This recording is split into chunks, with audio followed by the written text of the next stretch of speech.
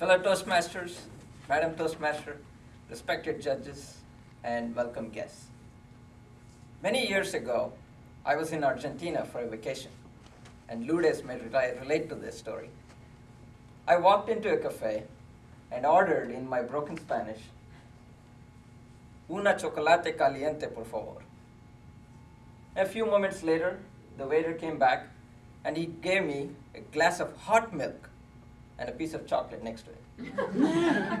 Apparently, that was hot chocolate in Argentina.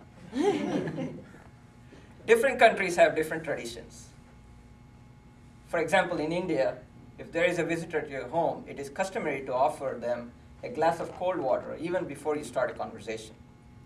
In America, if at all we do offer anything, it might be Coke or Pepsi. Why do we even have to go beyond countries to look at different practices? Just look at our own companies, where we work, our work environments. We find so many different things that are unique to that company, habits and procedures that have been entrenched in those companies for many years, longer than you have ever been there. But nobody knows why. A few years back, I heard a story, an amusing story, which gave me a perspective on these kinds of situations, these kinds of habits. So I'm going to today share this amusing story with all of you with the hope that we will help put these habits in perspective, but at the same time, we will also learn when it is time to change our habits. Because it's very important. If we don't change, we can become extinct. So sit back, relax, and enjoy the story that I'm about to tell.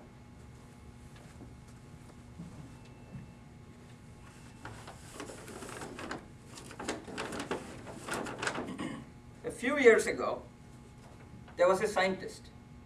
He decided to study the behavior of monkeys a long time back. So he built a big cage, and at one end of the cage, he hung some bananas. And he built a set of small steps to lead up to those bananas. He then released 3 monkeys into this cage. And I don't know about you guys, but monkeys and bananas are not a good thing to be together. They go berserk. So the same thing happened. As soon as these monkeys saw these bananas, they started running towards those bananas. They needed to get them at any cost. Now, little did they know that the scientist had actually rigged the steps leading up to the bananas. So as soon as the first monkey touched the first step, all the monkeys in the cage were sprayed with really freezing ice-cold water. And these monkeys were taken aback. The water was so cold that even a polar bear would freeze. But they didn't know what happened. They looked around. They looked out. Is there a plumbing leak in this cage? But they couldn't figure out. After a few moments, they decided, let's go back for those bananas again. So they started running towards the bananas again. But again, the same thing happened. So every time they tried, it repeated. And finally, after a few more attempts, they finally learned the lesson and stopped trying to get those bananas. So now the scientist decided to make a small change. So he removed one of the monkeys from the cage and introduced a new monkey into the cage.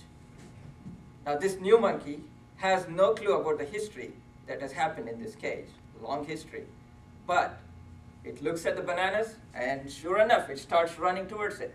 But these 2 monkeys, they did not want any part of that freezing cold water again. So immediately they start grabbing hold of this monkey's tail and start pulling it back. And when they resisted, they made sure it got a good beating and made sure it learned its lesson. So finally, peace was there again in the cage. So now the scientist decided to make another change. He removed one more monkey from the cage and introduced a newer monkey. Now you have 2 monkeys in the cage that have not experienced cold water. Now one of those monkeys that has experienced cold water and one of the monkeys that has not, but actually has learned its lesson from the other monkeys, both of them participate violently and enthusiastically in pulling this new monkey back when it tries to go back to those bananas. So eventually it learns its lesson again. So now again, peace reigns in the cage.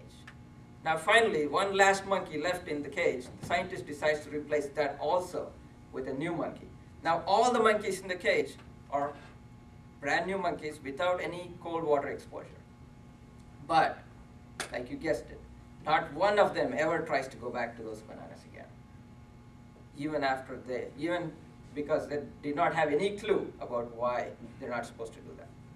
So one fine day, one of the monkeys in the cage is sitting there pondering, and it asks a fellow monkey, sorry, I guess you don't understand monkeys, right? Why is it that we're not supposed to go to those steps and touch those bananas?